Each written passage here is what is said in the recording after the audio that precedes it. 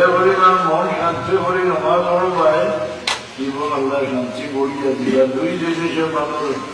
অন্তরে শান্তি আনে একটা শান্তি মনে নামাজ আর একটা আল্লাহর জিকির আল্লাহ জিকিরিল্লাহি তাতমাইন্নুল কুলুব। তো নামাজটা শান্তি মনে পড়ার চেষ্টা করিও জীবন আল্লাহ শান্তি বলিয়া দিয়া রুকু চিন্তা করতে খাতর মনে রুকু চিন্তা করিও আল্লাহ ইজ্জত গাছা চিন্তা করে জায়গাটা গিয়া আমরা মিথ্যা মনে বলে আল্লাহর হাসিলে বর্তমান হইলে আমরা মাথার আমরা উঠে দিয়ে উঠাই ইজ্জত না করব।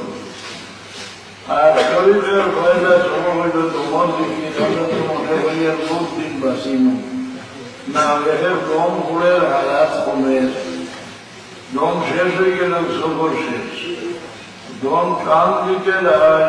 দম শাড়িতে লাগে মুখ দিবরা না লাগিয়া খালি দমলকে আর মাইকা দেখাইতে এই কথা বললে ইনশাল্লাহ আদৌ দিব।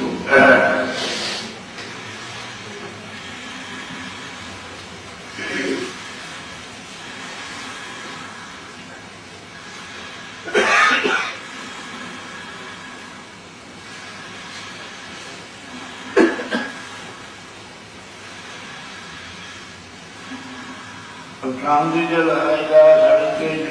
মনোবিশ্বাস রাখিও যে আমি একবার আল্লাহর ইয়াদ করলে আপনার আমার একবার ইয়াদ করবে সবাই মিলার চেষ্টা নেই।